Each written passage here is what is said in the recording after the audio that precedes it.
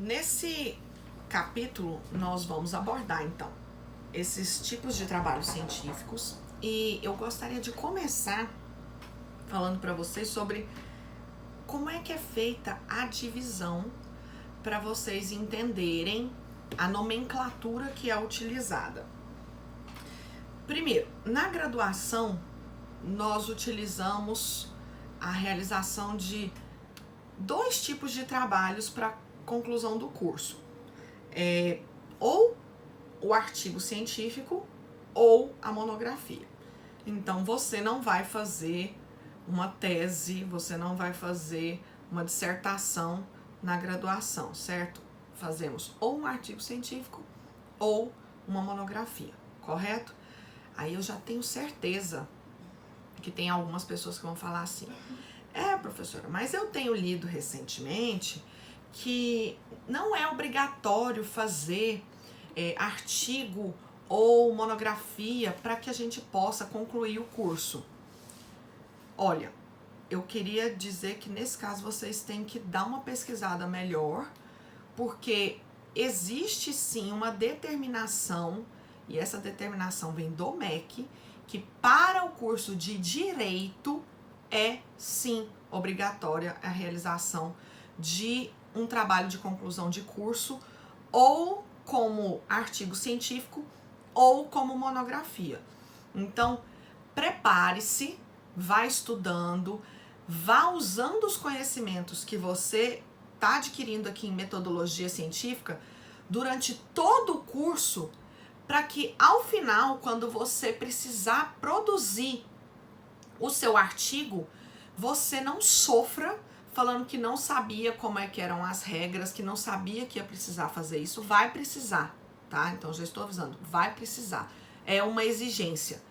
E você tem metodologia científica no primeiro período para que, pelo menos na teoria, você aprenda como desenvolver um trabalho científico e aplique isso durante todo o seu curso. Então você aplica ao longo do curso de forma a consolidar esse conhecimento e ao final saber aplicá-lo sem sofrimento, tá? Depois, você saindo da graduação, eu acredito que muitos gostarão de fazer uma pós-graduação. E aqui nós falamos em pós-graduação lato sensu. Por quê?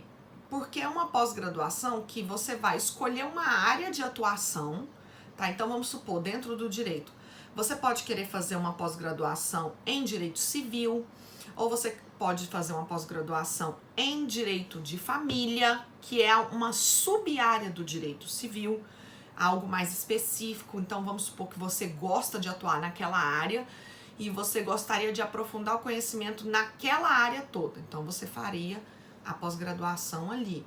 Você pode fazer uma pós-graduação em direito tributário, em direito previdenciário, em direito penal, em ciências criminais. Então, existe a possibilidade de você aprofundar o conhecimento naquela área. Mas essa pós-graduação também vai precisar de um trabalho para que você conclua, para que você obtenha o título de especialista, e também pode ser um artigo científico ou uma monografia. Alguns que eu conheço optam pela monografia, então é um trabalho um pouco maior, que demanda uma pesquisa um pouco mais aprofundada do que um artigo, tá? Depois, nós temos duas espécies de pós-graduação stricto sensu. Nós temos a pós-graduação stricto sensu mestrado e a pós-graduação stricto sensu doutorado. Dentro do mestrado, você vai fazer uma dissertação. Então, a partir de hoje, você que é meu aluno, jamais, vou repetir aqui, jamais vai falar que fulano fez uma tese de mestrado. Tá errado. Se ele fez mestrado, o que ele criou foi uma dissertação, tá? Então, nós não falamos em tese de mestrado, isso está errado. No mestrado, você produz uma dissertação. Após a conclusão do mestrado, você obtém aí o seu título de mestre, tá? Eu sei que algumas pessoas gostam, hoje alguns diplomas vêm escrito como mestra. Confesso a vocês que eu não gosto por questões linguísticas e eu acredito que o termo é mestre, independente do gênero masculino ou feminino, da mesma forma que a palavra criança se refere tanto para um menino quanto para uma menina. Então eu opto para utilizar para mim o termo mestre. Eu não coloco a abreviação de mestra no meu caso, tá? Mas eu sei que tem algumas pessoas que gostam dessa nomenclatura. E depois que você faz um mestrado, você passa para pós-graduação estricto sensu doutorado. Aqui sim é feita uma tese, tá? Nesse caso, é o momento em que se exige realmente a questão da originalidade. Aí alguns vão me perguntar, uai, professora, mas então para fazer uma dissertação eu não preciso ser original? Não. Atenção. Quando eu faço uma dissertação de mestrado, a intenção que nós temos ali é que você aprenda a fazer pesquisas. Então você não tem que criar uma coisa nova. Você pode abordar um tópico que é recorrente, que existe muita dúvida, que existe debate, trazer uma solução nova, tá? Mas você não é obrigado a criar uma solução para aquele problema especificamente. Quando nós passamos para o doutorado, é necessário sim que haja originalidade. Então você tem que falar de algo que ninguém falou, tá? É um pouco mais difícil. E é justamente por isso que você fez, na sua maioria das vezes, o mestrado antes. Porque você desenvolveu as habilidades de pesquisa durante o período do seu mestrado. E o mestrado também prepara muito o indivíduo para a sala de aula. Você desenvolve muitas atividades que são bem voltadas para a inserção desse profissional no ambiente acadêmico como um professor, tá? No doutorado, a situação é um pouco mais difícil no sentido de rigor. Vai se ter um rigor maior para com aquela obra. Tanto é que se vocês forem observar como é uma composição de banca para a defesa de um mestrado e para a defesa de um doutorado, é diferente. Na defesa de um mestrado, você vai ter uma banca composta por 3 doutores. Então, um vai ser o seu orientador, que obrigatoriamente precisa ser doutor, e outros 2 doutores que vão participar dessa banca. Quando nós falamos numa defesa do título de doutor, então aqui no doutorado, você vai ter o seu orientador, que também tem que ser doutor, e outros 4 doutores compondo a banca. Então você vai ter um total de 5 doutores numa banca de doutoramento, tá? Então isso faz com que você seja avaliado por pessoas que são especialistas, assim, de forma aprofundada naquilo e que já viveram o momento que você está passando, tá? E aí tem algo que talvez muitos não conheçam, mas também existe a tese de livre docência.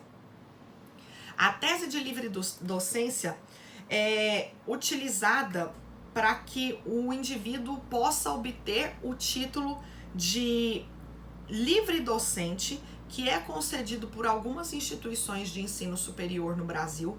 Não são todas as instituições que trabalham com essa questão de livre docente, tá?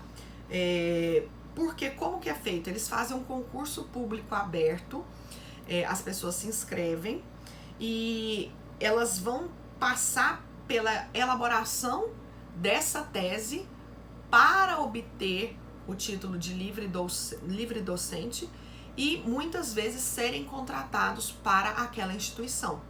Então vou dar um exemplo aqui para vocês da instituição em que eu concluí o meu mestrado.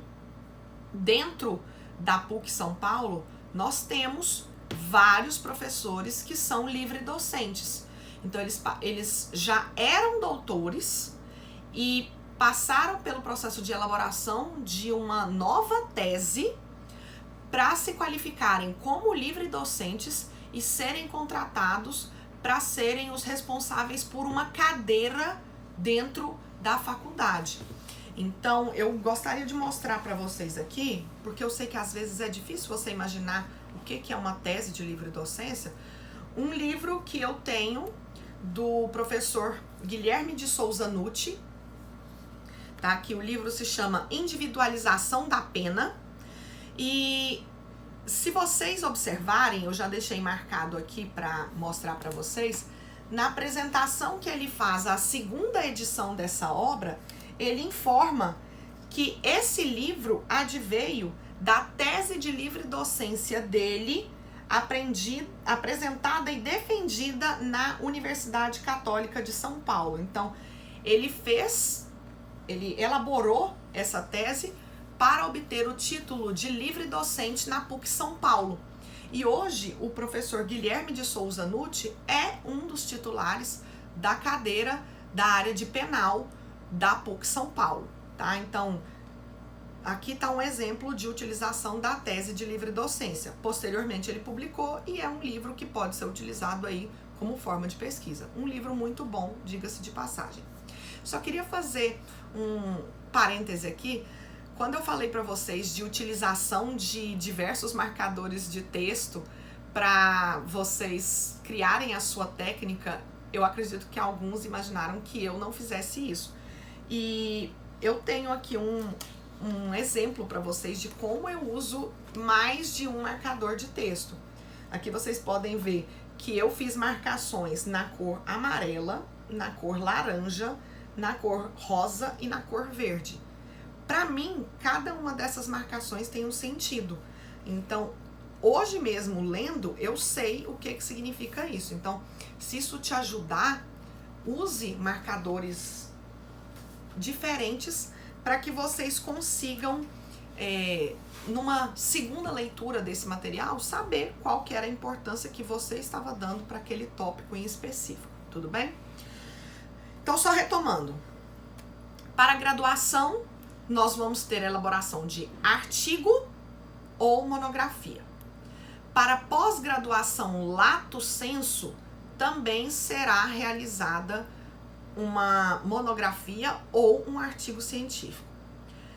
Para a pós-graduação stricto sensu mestrado, você vai elaborar uma dissertação.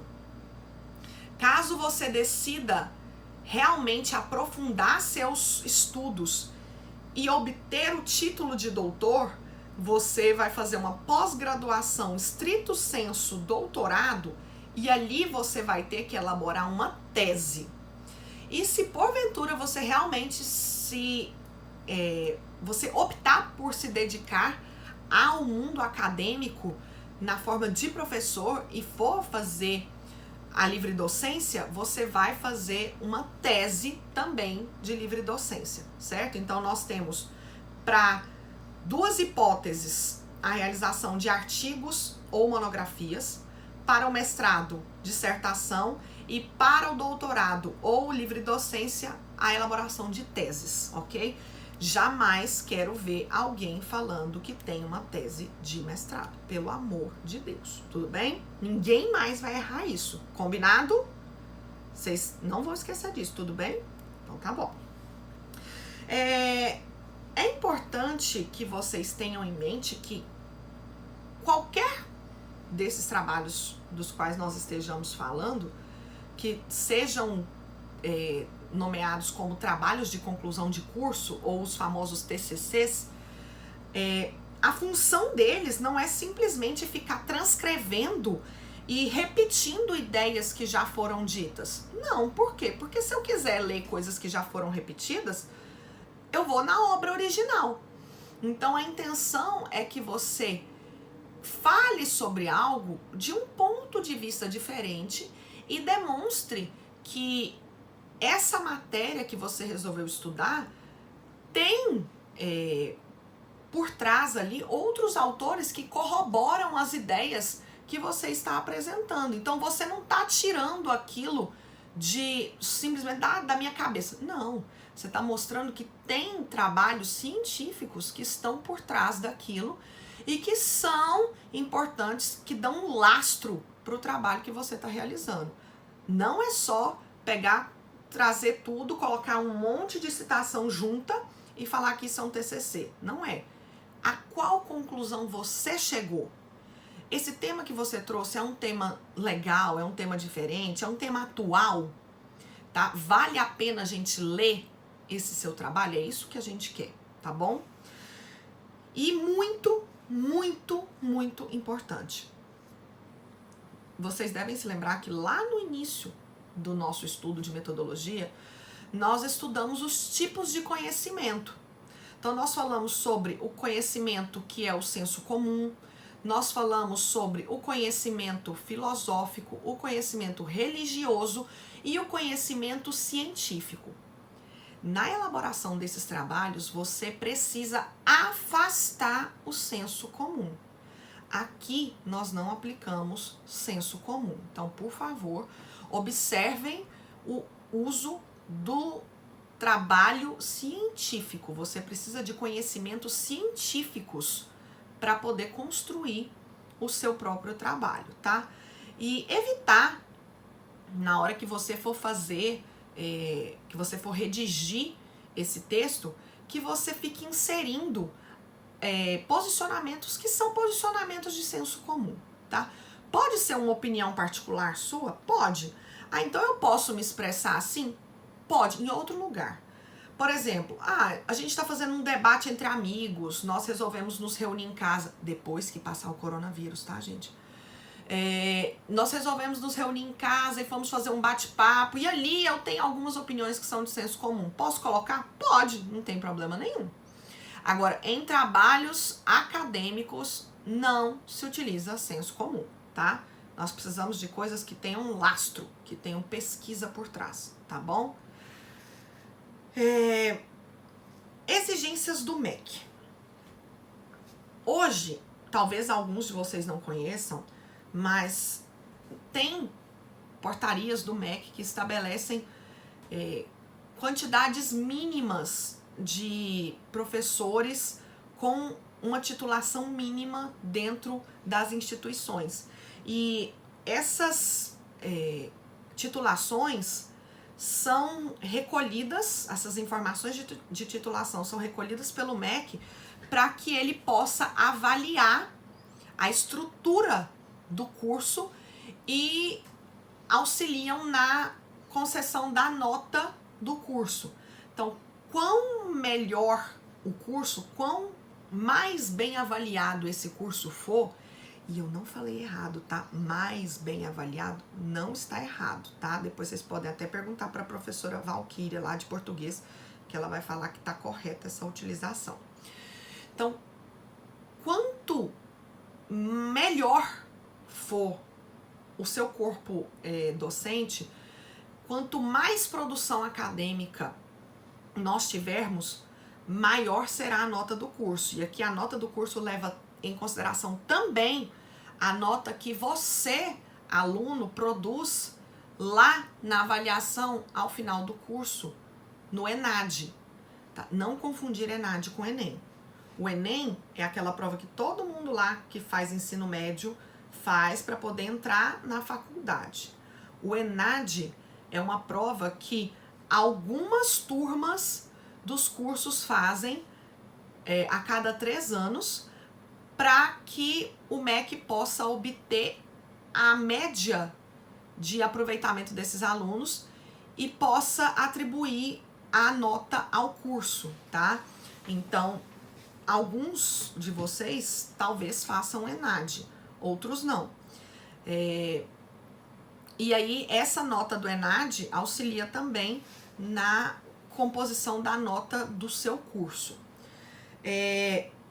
Como que é essa formação dos professores? O MEC estabelece que o curso precisa ter no mínimo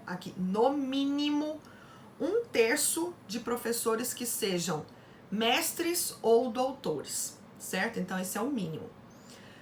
Hoje já se fala muito em professores que sejam, no mínimo, especialistas, tá? Então, para atuar como professor, você vai fazer uma especialização e depois, talvez, a sua faculdade aí possa te contratar. Já há faculdades que exigem, no mínimo, os títulos de mestre ou doutor para contratação. Então, dependendo de onde você quiser trabalhar, só o título de especialista não vai poder te socorrer, tá? Agora, para que os cursos possam atingir um nível de excelência, o MEC estabelece um parâmetro de mais de 50% de professores com pós-graduação estrito sensu, tá? E aí eles falam que seria um mínimo de 20% de doutores e 30% de mestres, tá? Então, se o curso tiver mais de 50% de mestres e doutores, aí pelo menos 20% de doutores e 30% de mestres, você vai ter um curso que é considerado como um curso de excelência, tudo bem? E existe uma solicitação por parte do MEC de que haja produção acadêmica. Então, os professores precisam publicar trabalhos para mostrar que eles continuam fazendo trabalhando essa questão da pesquisa, tá? Para que eles não deixem de produzir conteúdo após adquirir os seus títulos. Nessa porcentagem, o MEC estabelece o seguinte, que pelo menos 20% do corpo docente deve ter pelo menos uma publicação anual. E também, para que seja um curso aí com excelência, 50% do curso dos docentes precisam ter pelo menos uma publicação anual. Então, isso faz com que os docentes sejam estimulados a produzir academicamente, tá? Nós chegamos a comentar na aula em que a Ângela, que foi a autora do artigo que vocês fizeram resumo, compareceu, sobre a questão da Qualis. E alguns alunos falaram assim, o que é isso, professor? Eu nunca ouvi falar de Qualis. A Qualis é uma classificação criada pelo CNPq, pela CAPES, para estabelecer qual o valor que se dá a determinada revista científica. Então, dentro dos critérios utilizados, nós temos os extratos A1 e A2, B1, B2, B3, B4 e C. Para fins de pontuação, a CAPES estabelece o seguinte, que os periódicos que tenham nota A1 ou A2, então que tenham Qualis A1 ou A2, são aqueles periódicos de excelência internacional. Então é bem provável que nós encontremos aí periódicos de revistas, periódicos de universidades muito renomadas internacionalmente, tá? Já nos extratos B1 e B2, nós vamos encontrar os periódicos que têm excelência nacional. Nos extratos B3, B4 e B5, nós vamos ter aqueles de média relevância. E os periódicos do extrato C são aqueles de baixa relevância e que para fins de avaliação, não obtém uma pontuação tão boa, tá? Então, professora, para que eu preciso saber isso? Como vocês viram na fala da Ângela, no local em que ela estudou, dependendo da qualis que é atribuída ao periódico em que você publica o seu trabalho, é a nota que a instituição dela atribui para o seu trabalho de conclusão de curso. Aqui na nossa faculdade, o que ficou estabelecido? Ficou estabelecido que se você conseguir publicar o seu artigo em uma revista que tenha qualis de A até B3, você estará dispensado de fazer a apresentação do seu artigo. Então, você não vai precisar se submeter a uma banca. Caso você publique um artigo numa revista que tenha qualis inferior a B3, então uma qualis B4, B5, qualis C, você vai ter um artigo publicado? Vai. Ele vai ser pontuado? Não. Vai valer para eu tirar a exigência de defender o meu artigo? Não. Então, pesquisem em que revistas vocês querem publicar para que vocês possam publicar em revistas que sejam consideradas, no mínimo, de média ou de excelência, de média importância ou de excelência, para que vocês, se quiserem, não precisem defender os seus artigos ao final do curso, tudo bem? Como eu posso achar isso, professora? Vocês vão poder procurar a qualis da revista dentro do site do CNPq, tá? Se vocês procurarem no computador, eu estou digitando aqui para passar o endereço certinho para vocês. Vocês vão procurar dentro de uma plataforma que se chama Plataforma Sucupira. Eu vou dar um print da tela da plataforma Sucupira e disponibilizar no material para vocês. Dentro dessa plataforma, você vai ter uma aba que chama Qualis e Qualis Periódicos. Lá você pode selecionar o que é o assunto que você deseja e procurar qual que é a qualis daquilo. Por exemplo, dentro do evento de classificação, você vai procurar a qualis mais recente que tem. Então, nós precisamos da qualificação dos periódicos do quadriênio 2013-2016. É a última que nós temos, tá? Então, por isso que nós vamos procurar essa. Posteriormente, nós teremos o do quadriênio 2017 a 2020, mas ainda não existe, ainda não foi feita essa classificação. Depois, dentro de área de avaliação, você vai selecionar, no caso nosso aqui, a área direito, porque é bem provável que você vá fazer a publicação desse seu artigo em uma revista da área jurídica. Ah, professora, mas eu só vou publicar dentro dessa área? Claro que não. Por exemplo, você pode desenvolver um artigo que fale sobre a questão da docência. Você pode desenvolver um artigo que trabalhe a questão da educação junto ao direito. Então, aí, você não precisa ficar restrito a periódicos da área do direito. Você pode procurar periódicos de outras áreas, tudo bem? E aí, lá embaixo tem um item, classificação. Aí você pode escolher, temos lá A1, A2, B1, B2, B3, B4, B5 e C. Selecionando essa classificação, você consulta e ele vai te dar todos os periódicos que estão dentro dessa classificação que você escolheu. Ah, professora, mas dá trabalho, né? Eu pesquisar assim? Dá. Assim realmente dá trabalho. Mas você também pode optar por, em vez de fazer a pesquisa pela classificação, fazer a pesquisa pelo título. da sua revista. Então você digita ali qual que é o nome da revista e faz a consulta.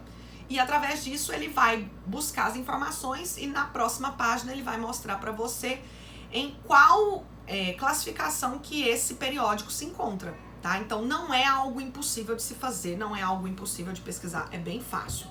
Então, quando vocês forem submeter os seus artigos a revistas científicas, procurem a plataforma Sucupira, busquem essas informações ali para que vocês possam publicar os seus trabalhos em revistas de excelência, tá? Para que você não tenha todo o trabalho de desenvolver um material bom e porventura só publicar numa revista que sequer seria pontuada, tudo bem? Então isso é importante, observar onde fazer a publicação do seu trabalho científico. Passamos então aos estudos de cada um desses tipos de trabalho que podem ser desenvolvidos. Primeiro, nós vamos falar sobre o artigo científico. E aqui eu só gosto de lembrar vocês que vocês vão produzir um artigo científico nessa disciplina de metodologia, para que vocês comecem a trabalhar a questão da pesquisa, para que vocês se familiarizem com o uso da biblioteca, em especial aqui na nossa faculdade, da biblioteca virtual, que eu já mencionei para vocês que nós temos uma biblioteca virtual muito boa, muito cheia de livros bem recentes. A faculdade tem um contrato junto à livraria Saraiva, a editora Saraiva, e que agora ela chama editora do direito, né? Mas no geral, quando aborda outros pontos, é a Saraiva. Você tem ali mais de 2.000 títulos disponíveis para pesquisa a qualquer momento. Então isso é muito bom porque evita que você precise se deslocar da sua casa até a biblioteca da faculdade para poder pegar um livro físico. Então hoje, em tempos de quarentena, você pode usar a biblioteca da faculdade para ter acesso a esses livros bem atualizados. É só você procurar lá as últimas edições de cada autor que você gosta, cada tema que você estiver procurando.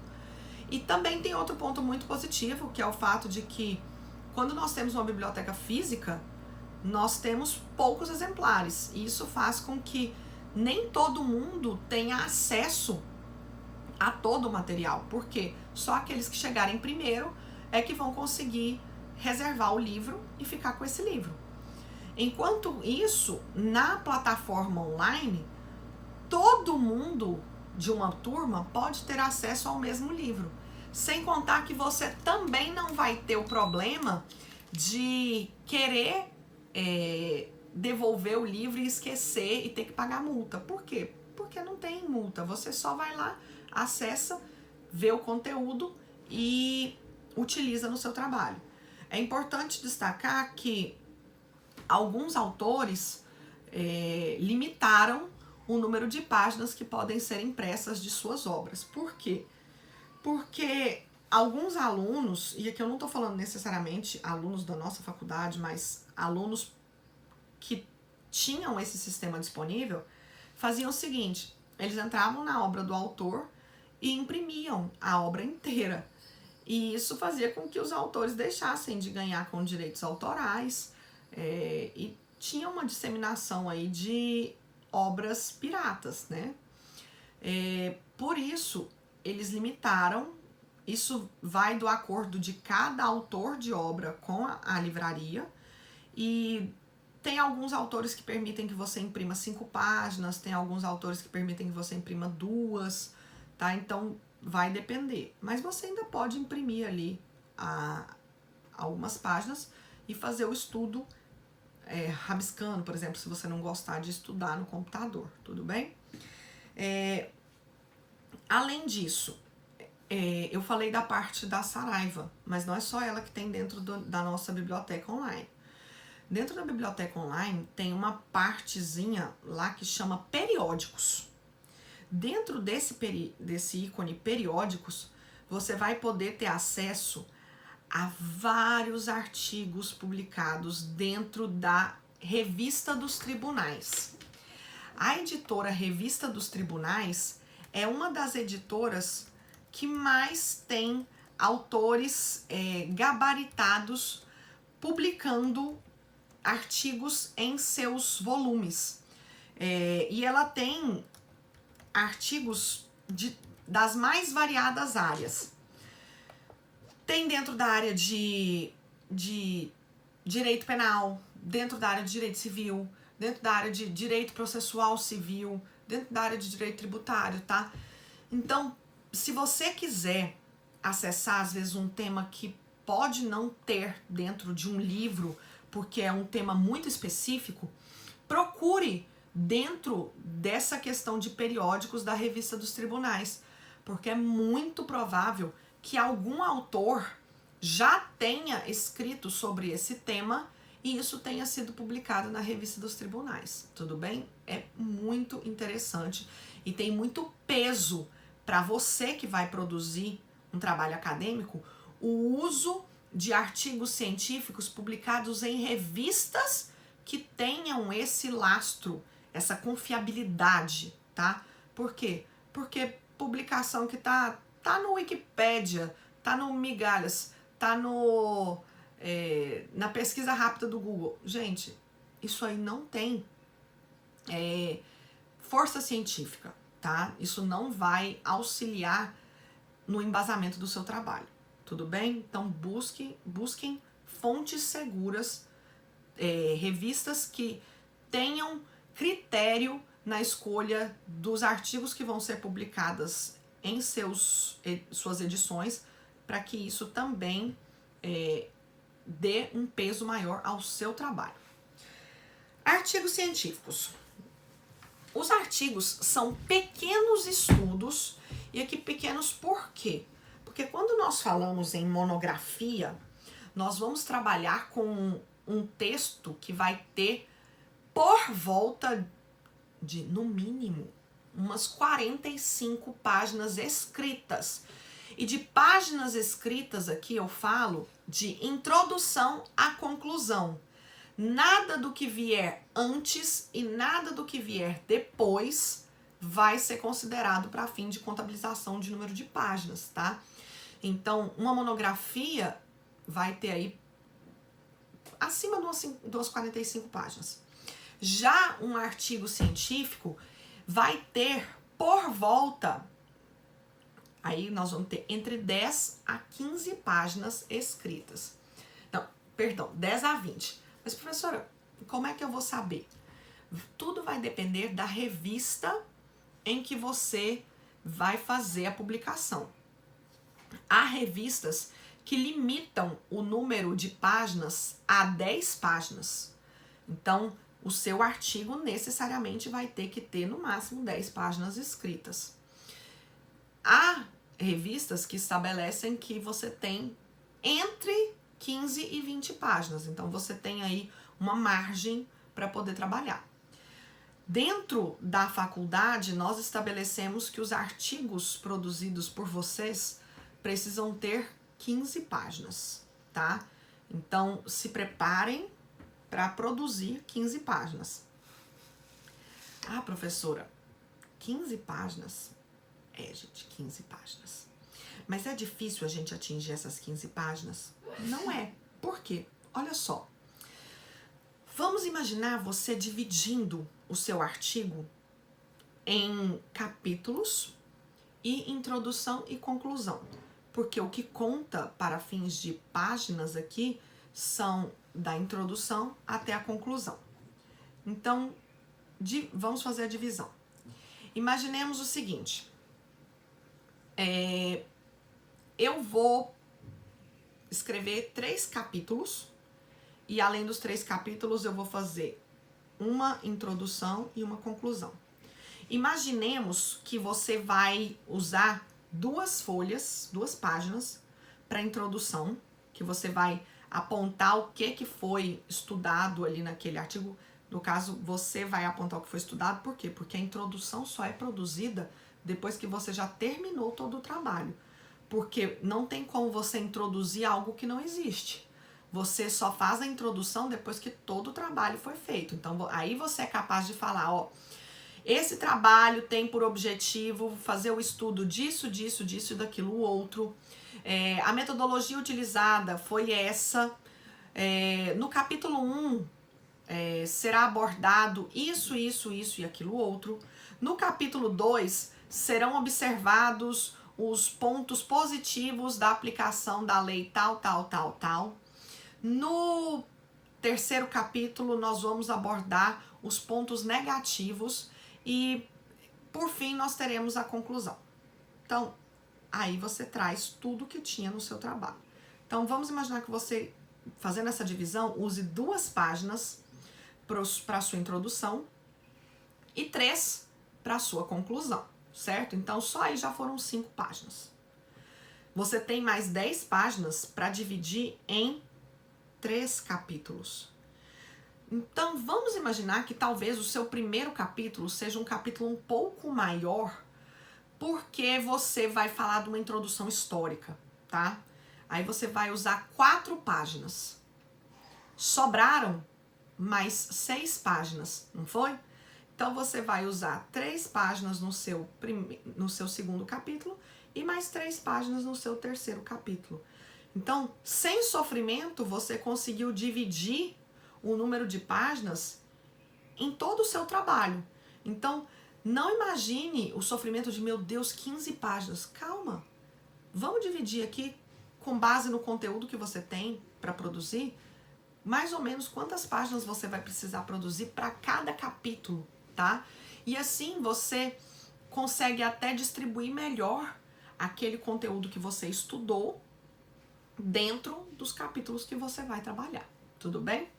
Então, o artigo científico é um estudo pequeno, mas é um estudo completo, porque ele tem que chegar a uma conclusão. Você não fez o estudo, por exemplo, de uma sociedade inteira, mas você abordou um ponto específico e com relação àquele ponto específico você foi capaz de retirar algumas conclusões. O seu trabalho conseguiu ter um início, um desenvolvimento e uma conclusão, tudo bem? Diferentemente das monografias, das dissertações das teses, o trabalho apresentado em forma de artigo científico vai ter uma redução de conteúdo, a dimensão dele é um pouco menor. Porque justamente pela limitação de páginas, você não vai conseguir desenvolver um trabalho extremamente aprofundado, tá? Para esses trabalhos mais aprofundados, aí sim você vai se valer de uma monografia, de uma dissertação. Aqui você não tem espaço suficiente para se aprofundar dessa forma. Como nós já falamos, eles vão ser publicados em periódicos especializados e você precisa ficar atento a qual é a qualificação desse periódico em que você teve o seu trabalho publicado, para ver se ele tem uma nota melhor ou pior. Ele, além de ampliar a questão do conhecimento da pessoa, ele também serve para que você possa compreender algumas questões específicas, tá? Então, ele permite ao leitor saber qual que foi a metodologia utilizada, porque você vai apontar lá na sua introdução a metodologia que você escolheu, e nós já abordamos em aulas passadas quais são as metodologias possíveis para o desenvolvimento de um trabalho científico. Você vai processar os dados que você coletou e depois você vai apontar os resultados que você obteve com essa pesquisa. Então, é fácil de você produzir aí um artigo científico. Como é que é a estrutura de um artigo? Aqui, para observar a estrutura do artigo, eu vou disponibilizar no material de vocês, mas eu gostaria que vocês buscassem lá o artigo que eu apresentei para vocês para fazer o resumo, para que vocês pudessem identificar em cada tópico desse aqui, onde ele se encontra na estrutura do artigo, tudo bem? Então, nós vamos dividir esse artigo em 4 partes. Primeiro, nós vamos ter as preliminares, que não envolvem o tema do trabalho em si, eles envolvem mais a questão de qualificação do autor do artigo, o nome, o local em que ele foi desenvolvido, tá? São informações um pouco mais pessoais. Na segunda parte, nós vamos ter a sinopse ou resumo do artigo. O terceiro tópico é o corpo do artigo. E no quarto tópico, nós vamos ter a parte referencial. Então, vamos observar cada um desses tópicos. Então, no primeiro item, no item preliminares, o que nós vamos ter? Início, você vai ter lá o cabeçalho do trabalho, que aponta qual que é o título e subtítulo do trabalho. Professor, eu tenho que ter subtítulo? Não, vai depender de você. Você acha que o seu artigo exige que o seu título tenha um subtítulo? Então, por vezes, é necessário para que você tenha ali uma pequena explicação da intenção do trabalho. Mas nem sempre é necessário você colocar um subtítulo. Então, vai ficar a critério do autor do texto. Depois, então, você tem lá no início o título e subtítulo, se tiver. Logo abaixo, geralmente no canto direito, você vai ter os nomes dos autores do artigo, tá? Muito provavelmente, aí vai depender da revista em que for publicado, há revistas que fazem o seguinte, elas colocam um númerozinho para que você seja remetido à nota de rodapé, e nessa nota de rodapé eles colocam a qualificação do autor do texto.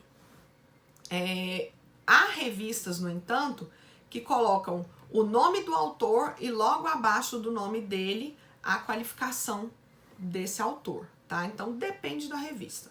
Pode vir tanto aqui no início quanto pode vir em nota de rodapé. Na estrutura do artigo da faculdade, na estrutura que nós adotamos, a qualificação dos autores vai vir como nota de rodapé. Tudo bem? Você vai ter lá em cima só os nomes dos autores do artigo. Depois, você vai colocar em que local que isso se desenvolveu. Então, por exemplo, se fosse um artigo desenvolvido por mim, eu colocaria o seguinte, o título, logo embaixo, Nájila Lopes Sintra. E aí, eu começaria a descrever. Professora de Direito da Faculdade Serra do Carmo, em Palmas, Tocantins, porque aí você já sabe onde eu estou, tá? Em que local eu estou desenvolvendo esse trabalho. E aí eu colocaria a minha qualificação. Mestre em Direito das Relações Sociais pela Pontifícia Universidade Católica de São Paulo, pós-graduada em Direito de Família e Sucessões pela Atami Goiás, aí entre parênteses, Universidade Cândido Mendes, pós-graduada em Ciências Criminais pela Universidade Federal de Goiás, graduada em Direito, ou melhor, bacharel em Direito pela Universidade Federal de Goiás, e embaixo colocaria também advogada. Então você coloca tudo aquilo que você é. Então tem pessoas que têm diversas informações para colocar. Eles são, por exemplo, juízes, são professores de cursinho, são professores de faculdade, são membros de alguma instituição. Então, por exemplo, ele é membro do Instituto Brasileiro de Direito de Família, ou ele às vezes é o presidente, aí ele coloca presidente do IBDFAM, Instituto Brasileiro de Direito de Família. Então, essas informações todas vão vir colocadas lá na qualificação, tudo bem? Encerrada essa parte preliminar, nós passamos para a sinopse, ou o resumo. Aqui é importante que vocês saibam que você vai colocar algo bem sucinto. Não é para você fazer um resumo de 2 páginas, não. Isso aí é o tamanho de uma introdução. Esse resumo vai ser algo de, por volta, no máximo, de umas 10 linhas. Você vai colocar ali, vamos imaginar que você esteja realizando um trabalho para finalizar a faculdade. Então, este trabalho foi elaborado para fins de conclusão do curso de Direito da Faculdade Serra do Carmo. Resolveu-se abordar o tema X. Foi utilizada a metodologia tal, através da coleta de dados do meio assim, assim, assim, aquilo outro. Os capítulos abordam os temas X, Y e Z, e ao final traz-se a conclusão a que se chegou. Então, algo sucinto. Eu gostaria de destacar uma coisa que algumas pessoas fazem errado e que às vezes elas não observaram que aquilo está errado. Você não traz a conclusão de um trabalho no resumo ou na introdução. Por quê? Porque se você já está trazendo a conclusão ali, qual estímulo o seu leitor vai ter para ler o seu trabalho? Nenhum. Vocês concordam comigo? Porque a intenção é que você instigue o seu leitor a ler o seu trabalho para você poder mostrar a conclusão a que você chegou. Agora, se você consegue, na própria introdução ou no próprio resumo, trazer a conclusão, é sinal de que você não precisaria, então, desenvolver um trabalho de 10, 15 páginas para chegar àquela conclusão, correto? Então, não insiram a conclusão do seu trabalho no resumo, tampouco na introdução, tudo bem? Espero que não haja nada disso nos trabalhos que vocês forem apresentar. Passado o resumo, nós vamos para a parte de desenvolvimento, que é o corpo do artigo. Então, o corpo do artigo vai ser composto por introdução, texto e conclusão. Na introdução, você vai apresentar o trabalho, você vai falar qual é o assunto, qual que foi o seu objetivo, que metodologia você utilizou, se você encontrou alguma limitação, alguma dificuldade, a que você se propôs. Aí alguns podem falar assim, mas como dificuldade, professora? Como que eu vou relatar uma dificuldade na introdução do meu trabalho? É bem fácil fazer isso, na verdade. Por exemplo, eu tive um orientando que estava fazendo uma pesquisa sobre determinado tópico dentro das penitenciárias de Palmas. Ele queria abordar uma incidência de doenças nas penitenciárias. O que acontece? Ele procurou diversos órgãos oficiais e esses órgãos oficiais não tinham informações para poder fornecê-lo. Ele procurou o Ministério Público e através do Ministério Público ele também não conseguiu essas informações. Ele procurou o diretor das penitenciárias e não conseguiu dados. E aí? Aí ele informou na introdução que, tendo em vista a dificuldade de coleta de dados dentro do sistema penitenciário, ele ia trabalhar com informações que ele tinha conseguido através da Defensoria Pública. Então, ele mostra que houve um problema e que por isso ele não vai conseguir dados considerados aí oficiais pelo governo, porque o governo não forneceu esses dados.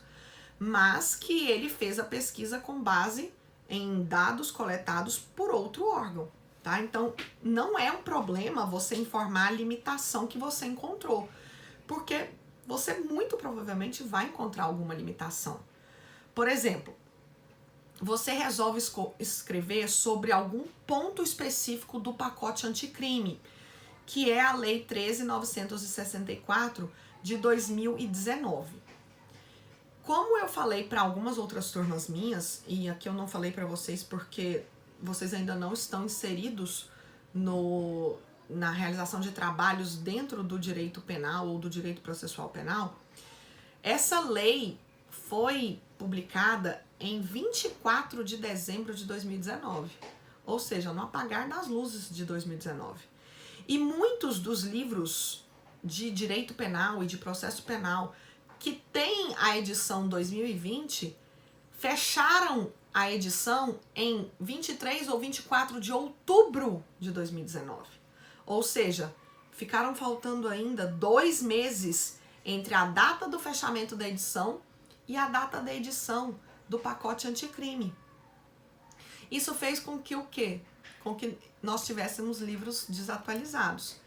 E também fez com que nós tivéssemos aí uma dificuldade de abordar agora o pacote anticrime, porque é uma lei nova, não tem muito ainda sobre o assunto, não tem muitos julgados.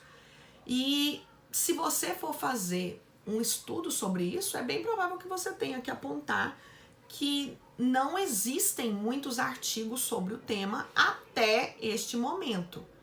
E aí eu falo até este momento por quê? Porque se o seu leitor for fazer essa leitura por agora, ele vai entender realmente que o seu tema é um tema muito novo e por isso você não conseguiu angariar muito material. Mas se o seu leitor for ter acesso ao seu artigo daqui uns 2, 3 anos, ele vai falar, o que é isso? Mas tem tanto artigo falando sobre isso. Então, por isso vem a importância de um dado que vai aparecer lá no finalzinho do artigo científico, que algumas pessoas não veem a importância. Você vai escrever, na hora que você terminar o seu artigo, qual foi a data da divulgação desse trabalho. Geralmente você coloca a data, vamos supor se você vai mandar para publicação, a data que você remeteu para a publicação e depois a própria editora coloca a data de publicação embaixo.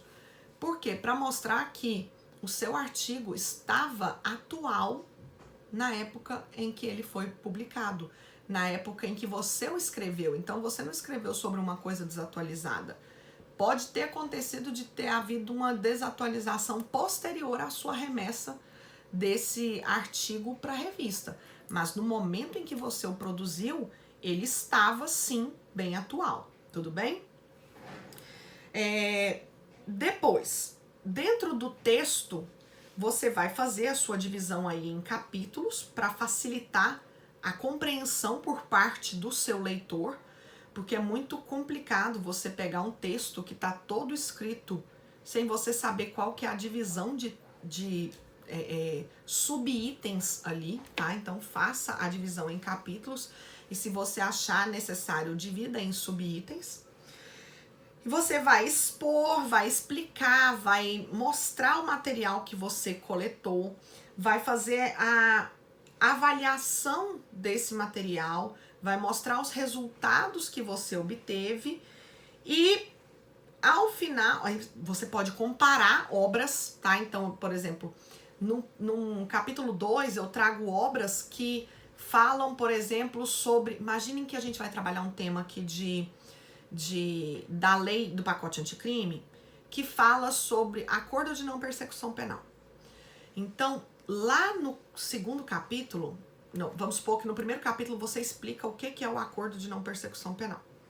No segundo, você vai falar sobre posicionamentos favoráveis à realização do acordo de não persecução penal. E no terceiro, você vai trazer autores que apontam a impossibilidade de se fazer o acordo de não persecução penal e trazem os motivos. Então aí você vai ter a possibilidade de comparar o que os mais diversos autores pensam sobre o tema, de forma a mostrar para o seu leitor que você fez uma boa pesquisa, que você viu que tem gente que é a favor e que tem gente que é contra, tá? E que é um tema super atual, porque para nós hoje, e aqui hoje eu estou falando do dia 26 de março de 2020, é extremamente atual, porque é de uma lei que tem 3 meses, tudo bem? Depois, você vai passar a conclusão. O que você pôde entender de toda essa pesquisa que você fez? Isso levou você a concluir o quê? Então, vamos supor que seja nesse caso do acordo de não persecução penal que nós estamos falando. Você entendeu que é algo benéfico, que é algo bom, que vale a pena a gente aplicar, que, vamos supor, ele vai desafogar o judiciário, ou não, você entendeu que ele afronta algumas garantias que são conferidas dentro da nossa Constituição, ou que ele afronta a divisão de poderes, que ele afronta a divisão ali das partes do processo, colocando o Ministério Público para fazer propostas sem que isso passe imediatamente pelo juiz, porque ele vai fazer a proposta antes e só depois o juiz vai homologar o acordo. Então, aí é a hora que você vai trazer as suas conclusões, porque a partir da leitura que você fez desses trabalhos, você chegou a alguma conclusão e você vai apontar a conclusão a que você chegou, tudo bem? Depois nós vamos passar a parte referencial. O que é a parte referencial? Nela você vai primeiro apresentar a sua bibliografia. O que você usou para embasar esse trabalho? Você usou artigos? Quais? E aqui você tem que ficar atento a todas as informações desses periódicos ou desses livros que você usou, tá? Eu vou ensinar para vocês numa aula futura como nós fazemos uma referência bibliográfica, como essas informações são inseridas dentro de uma referência bibliográfica e vocês mesmos vão fazer algumas referências bibliográficas para treinarem a elaboração disso aí, tudo bem? Depois você vai passar para a parte dos apêndices ou anexos. Professor, eu tenho que ter apêndice ou anexo? Não. Tudo vai depender da pesquisa que você desenvolveu. Então vamos supor, a sua pesquisa foi feita única e exclusivamente de forma de pesquisa de livros. Tem necessidade de você colocar lá no final os livros impressos, os artigos impressos? Não, não tem, tá? Então você, nesse caso, não precisará inserir algum apêndice ou anexo. Mas imaginemos que você fez um trabalho que coletou entrevistas. Então vamos imaginar que você entrevistou, vamos supor que você tenha falado sobre violência doméstica, violência contra a mulher. Você entrevistou a delegada da Delegacia da Mulher. Você entrevistou algumas mulheres que são ou foram vítimas de violência doméstica. E aí você quer trazer esse material para o trabalho porque você acredita que isso dá um peso maior, isso mostra para o seu leitor que ali estão as informações que você coletou. Lembrando que se você for fazer algum tipo de entrevista, você precisa pegar uma autorização por escrito por parte dessa pessoa que está sendo entrevistada para poder colocar no seu material, de forma a evitar um eventual processo por estar divulgando aí uma informação que não foi autorizada, tudo bem? Então, é importante que você, como autor de um trabalho científico, se resguarde quanto à publicação de informações dadas por terceiros, tudo bem? Esses formulários existem, você pode procurar para que a sua pessoa entrevistada preencha e assine e você seja resguardado. E você também pode colocar anexos. Qual que é a diferença que eu vou ter entre apêndice e anexo? O apêndice é aquilo que você, autor do texto, produz.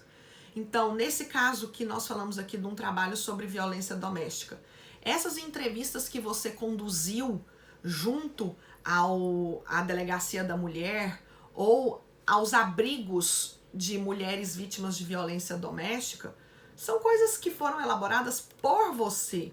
Foi você que criou as perguntas, você que se deslocou até o lugar, você que fez as entrevistas e você que gravou e fez a degravação.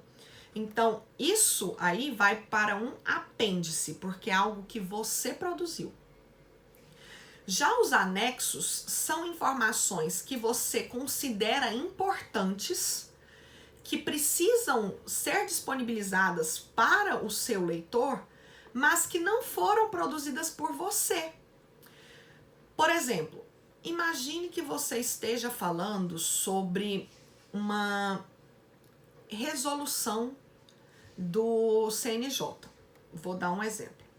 Você está falando sobre a possibilidade de se fazer uma escritura pública de união estável de mais de 2 pessoas.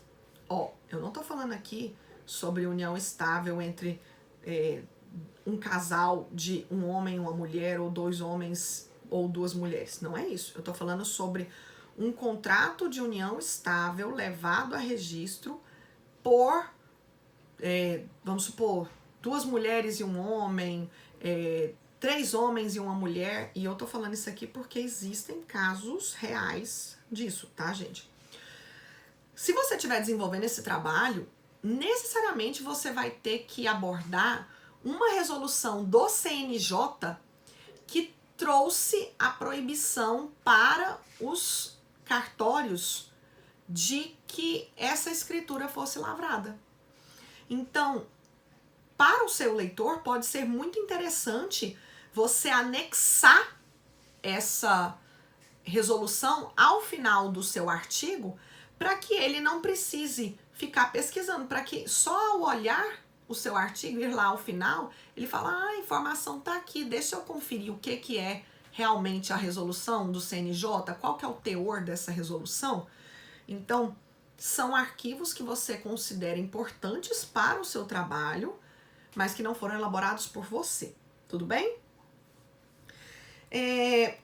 Além disso, você pode, nessa parte referencial, fazer algum agradecimento.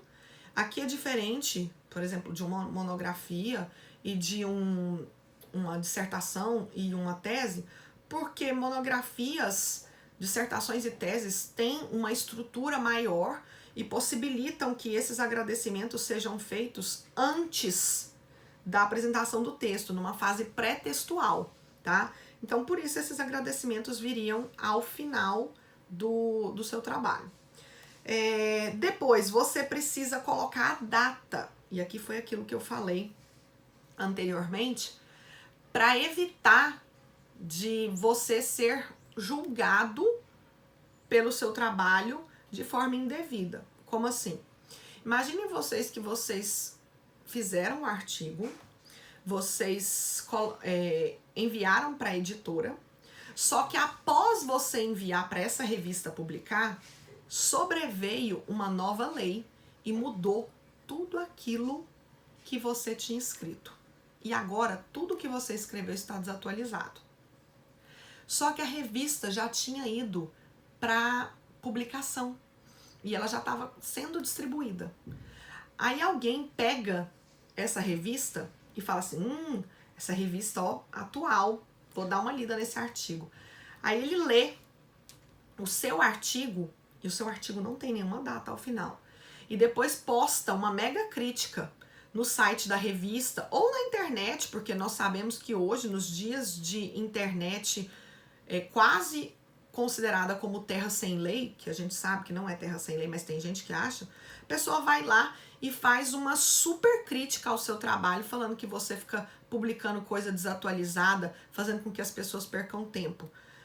Mas aí, se você colocou a data em que você escreveu esse trabalho, a data em que você apresentou para a editora, isso mostra que, se a lei é posterior, quando você produziu aquele artigo, aquilo não vigia. Então, o seu trabalho era um trabalho atual. Ele desatualizou nesse lapso aí entre a data do envio e a publicação, mas na hora que você escreveu, ele era atual. Então, isso te resguarda, tá? Resguarda você e resguarda a revista. Então, sempre que vocês escreverem um artigo, ao final, após as referências bibliográficas, insiram lá a data de elaboração do artigo, a data de finalização dele, tá? Para que vocês não tenham problemas futuros, tudo bem? Conteúdo do artigo. Aqui eu vou falar sobre alguns aspectos que vão ser válidos não só para a parte do artigo, mas que também vão ser válidos lá para quando nós estivermos falando de monografia, quando nós estivermos falando de dissertação e quando nós estivermos falando de tese, tudo bem? Primeiro, quando você for fazer o seu artigo, você precisa levar em consideração qual é o público da revista que vai publicar o seu artigo. Por quê? Porque dependendo da revista, do público dessa revista, o enfoque que você vai precisar dar para o seu trabalho é diferente. Como assim? Imaginem que... Eu vou dar um exemplo de um amigo meu. Meu amigo é formado em Direito, ele é bacharel em Direito, ele é advogado, ele tem um mestrado em Direito, no caso dele lá é um mestrado em Direito Agrário, mas ele fez um doutorado em Educação, tá? Então, imaginem que ele vá escrever um artigo. Quando ele está escrevendo esse artigo, ele tem que ter em mente se ele vai encaminhar esse artigo para uma revista da área de educação ou se ele vai encaminhar esse artigo para uma revista da área jurídica. Porque os enfoques são completamente diferentes. Nem todo mundo que é da área jurídica mexe com a parte de educação. Nem todo mundo que trabalha nessa área jurídica entende, por exemplo, de metodologias ativas. Então, se ele quiser escrever um trabalho da seguinte forma: a utilização das metodologias ativas dentro da disciplina tal do curso de Direito, é algo que vai ser, por mais que ele esteja falando do curso de Direito, vai ser muito mais voltado para a área de educação em si do que para a área jurídica. Então, você precisa ter em mente qual é o seu público para saber para onde você vai submeter, para qual revista você vai submeter e como falar com esse público, certo? Até porque, se você está falando com um público da área de educação, muito provavelmente a grande maioria deles não é da área jurídica. Você vai ter uns ou outros que serão, mas a grande maioria não será, certo?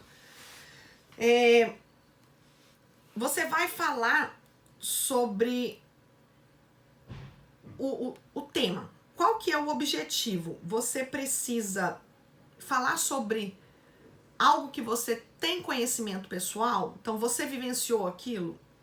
Ou você vai apresentar soluções para um problema que é controvertido? Nem sempre você precisa falar sobre algo que você tem conhecimento pessoal.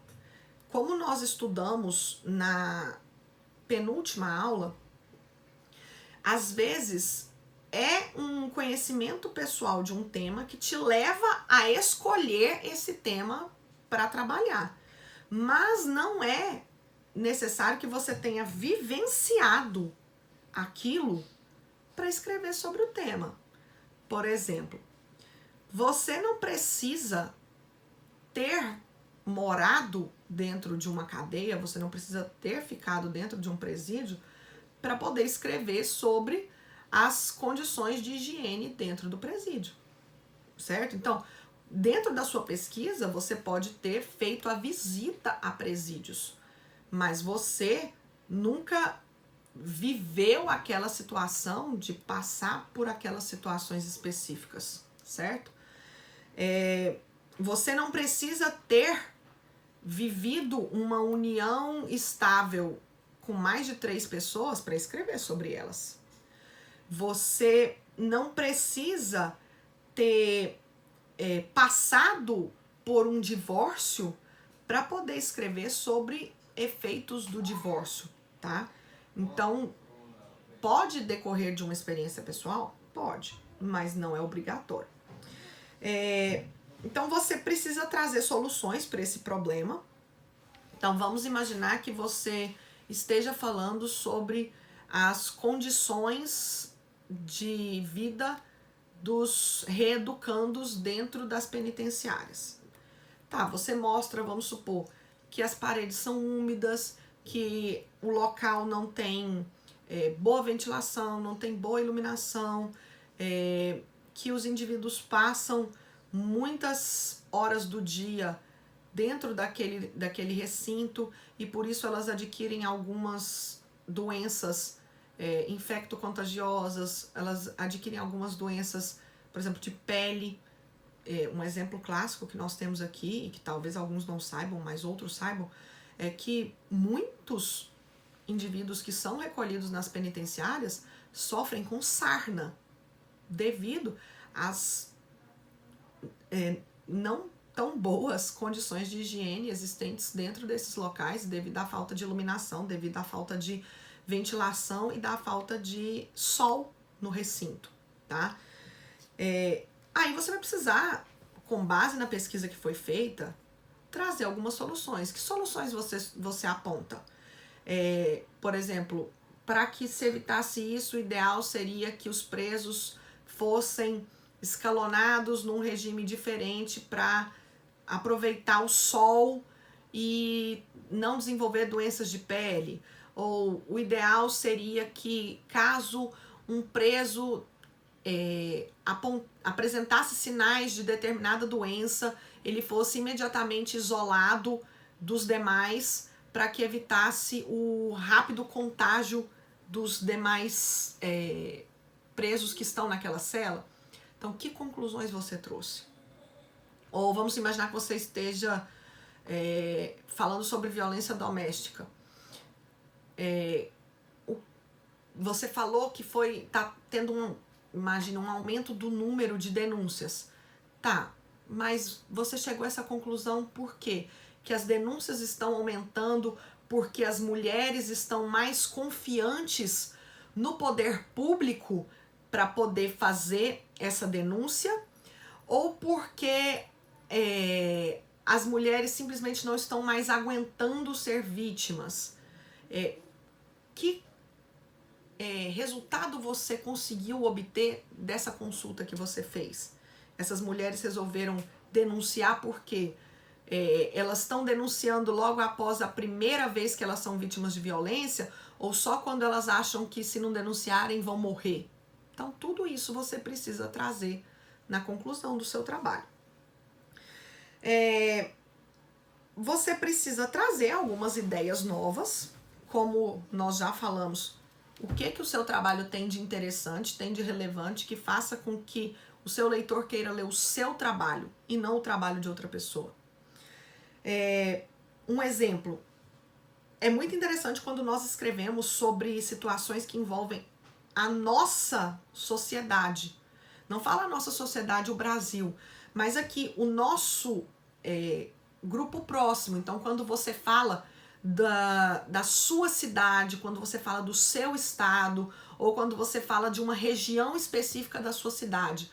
Por quê? Porque são dados bem específicos, são informações que interessam para os leitores, porque ele se insere naquela comunidade. Então, isso faz com que ele se sinta instigado a ler aquele trabalho. E você também vai poder ter por objetivo proporcionar a outras pessoas que elas estudem enfoques secundários de outra pesquisa. Como assim? Às vezes um outro estudo trouxe alguns dados que você achou que eram importantes, mas que não foram utilizados naquela pesquisa. E aí, com base nessa pesquisa, você falou, opa, aqui eu achei um tópico importante um assunto interessante e eu vou abordar. Então, não era um assunto primário da outra pesquisa, era um assunto secundário. Mas você enxergou a possibilidade de fazer o estudo desse aspecto secundário, certo? Então, não tinha relevância para o outro trabalho, mas para o seu teve. Tudo bem? Dentro do meio jurídico, nós podemos ter dois tipos de artigos. O primeiro tipo é o artigo teórico e o segundo tipo é o artigo analítico ou classificatório. No teórico, é aquele que você busca produzir o conteúdo, você vai trazer argumentos favoráveis e argumentos contrários àquele determinado tema que foi abordado. E você vai desenvolver tudo até o ponto em que você efetivamente se posiciona sobre o tema, certo? Dentro da revista que eu disponibilizei para vocês, o artigo da Ângela é um exemplo de artigo teórico. Você tem ali um tema que foi escolhido, ela trouxe posicionamentos divergentes e ao final ela se posicionou pela possibilidade ou não de supressão do sobrenome, tendo em vista a alienação parental. E o artigo analítico ou classificatório. Nesse artigo, o autor vai descrever ou classificar determinado assunto e explicar para os leitores. Aí eu tenho certeza que alguém já vai falar assim: professora, quem que faz isso dentro do direito? Alguém faz? Faz. Por exemplo, dentro da revista que eu assino, e eu vou disponibilizar um artigo assim para vocês, nós temos ali uma parte em que algumas pessoas comentam decisões de tribunais superiores, por exemplo. Então, essa pessoa viu uma decisão interessante, achou que vale a pena comentar, seja porque a decisão foi absurda ou porque a decisão foi inovadora, e essa pessoa traz a decisão ali, vamos imaginar que se for uma decisão de primeiro grau é a sentença, e se for uma decisão de um tribunal você vai ter um acórdão, vem e traz aquela decisão e depois vem comentando a decisão, apontando se ela acredita que foi uma decisão acertada ou não, se ela foi uma decisão inovadora, se ela foi uma decisão às vezes que tem alguma ilegalidade, certo? Então, isso existe também dentro do direito e é muito válido. Vou disponibilizar para vocês um modelo, um exemplo de de artigo que seja analítico e classificatório. Última coisa da aula de hoje, eu prometo para vocês, nós vamos falar sobre os requisitos para avaliação de um artigo. Nós vamos dividir essa avaliação em alguns pontos. Primeiro, conhecimento sobre o assunto. Como é que o autor estava? O conhecimento dele era adequado? Ele realmente sabia a matéria que ele estava abordando? Era um assunto original? Foi algo que ele conseguiu abordar de forma criativa, de forma inovadora? É um tema que já foi abordado por outras pessoas, mas o enfoque que ele deu foi diferente e valeu a pena ter lido esse artigo? Era um artigo inédito? Ele nunca foi publicado por outra revista? E esse ineditismo é importante, por exemplo, muitas revistas fazem com que as pessoas que submetem os artigos a eles assinem um termo informando que aquele artigo é inédito. Por quê? Porque elas não querem ficar publicando artigos que já tenham sido publicados por outras revistas. Elas querem que a produção delas seja inédita, seja nova, tá? Então, esse artigo que você está publicando é inédito? O artigo é completo? Você consegue abordar bem? Lógico, não de forma muito aprofundada, porque você tem umas 15 páginas para falar, mas você consegue completar a ideia a que você se propôs? E outra, o autor é imparcial? Gente, imparcial não significa que você ao final não possa estabelecer as suas conclusões. Mas você consegue, ao longo do texto, não ficar mostrando para o seu leitor o que você acha que é o correto e que a outra posição é errada? Porque tem autores que estão tão convictos daquilo que eles pensam que eles sequer aceitam os argumentos apresentados de forma contrária. Então não é assim, você pode sim defender o seu lado, mas você tem que ser capaz de mostrar que existem pessoas que pensam diferente e que esse pensamento deles também merece ser validado, tá? Então não, você tem que ser imparcial, você mostra quem pensa de forma A, quem pensa de forma B e ao final você se posiciona, tudo bem?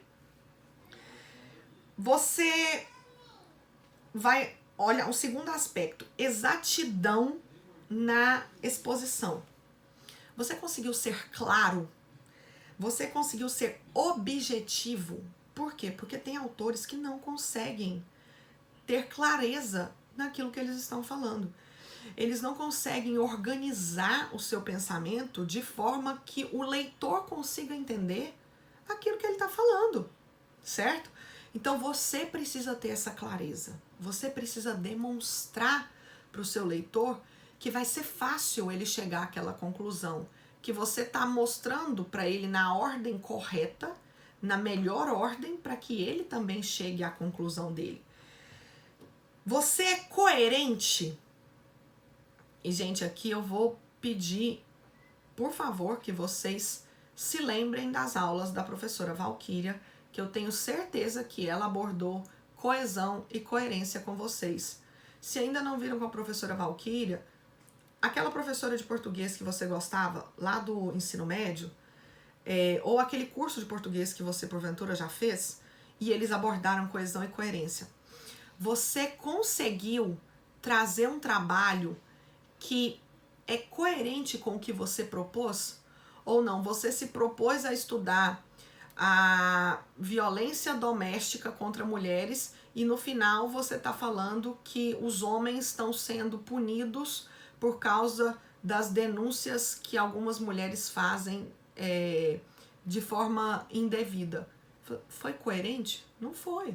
Você se propôs a uma coisa e no final você está abordando outra. Tá? Então, na exposição daquilo que você se propôs a fazer, você tem que demonstrar coerência.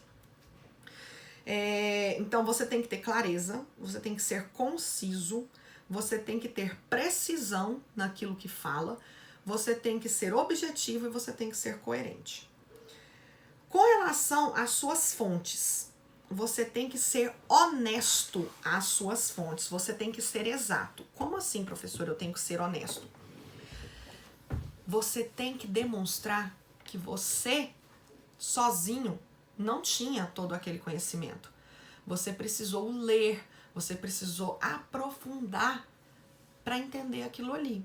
E você precisa indicar quem são as suas fontes, até para que o seu leitor, se quiser, possa buscar essas fontes também. E eu gostaria de fazer uma ressalva aqui.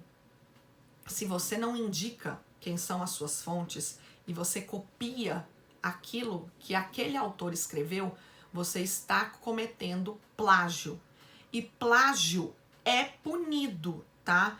Dentro do meio acadêmico, o plágio é punido com a atribuição de nota 0 para quem pratica o plágio. Então, já vamos deixando bem claro aqui que se você vier a praticar o plágio dentro das petições que nós vamos desenvolver ou dentro do artigo científico que vocês vão ter que elaborar, a nota que vai lhe ser atribuída será 0.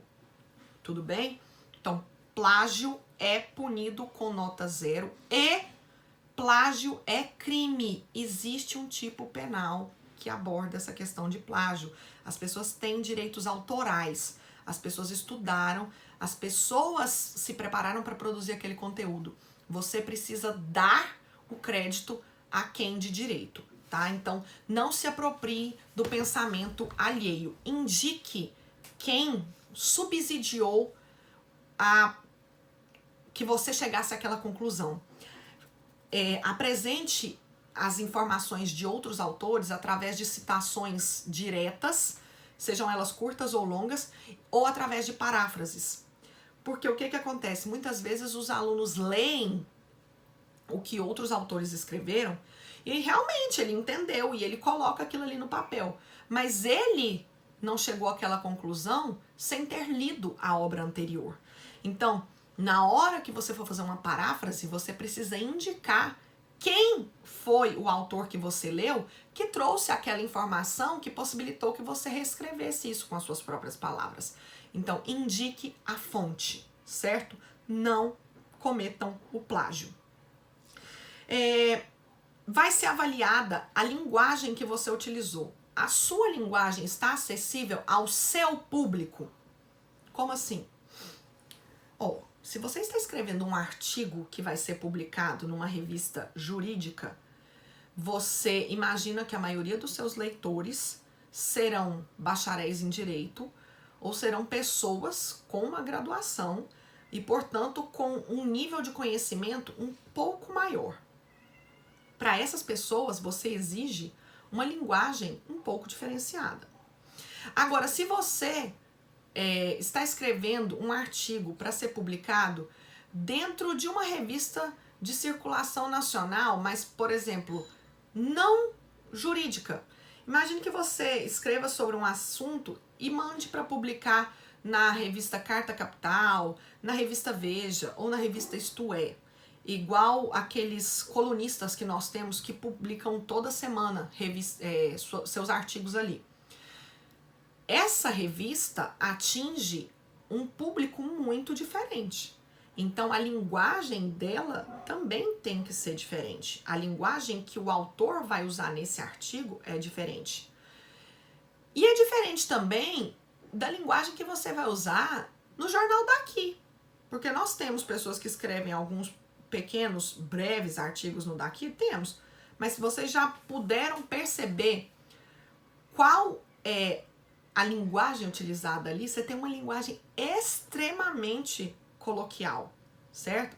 Você tem palavras que são, por vezes, não tô falando sempre, gente, mas você tem, às vezes, termos que são muito chulos, colocados nas manchetes, para que isso facilite a compreensão, porque, às vezes, o público daquela revista é um público que não tem tanto estudo, que não tem um estudo mais aprofundado. Então, é preciso que você nivele a sua linguagem ao público que vai ter acesso a esse material. E, por último, vai ser avaliada a questão de divulgação ou não. Então, esse trabalho é passível de ser publicado ou não? Esse trabalho, a pessoa escreveu tudo, mas não acho que vale a pena publicar. Então, essa é uma das etapas de avaliação do artigo.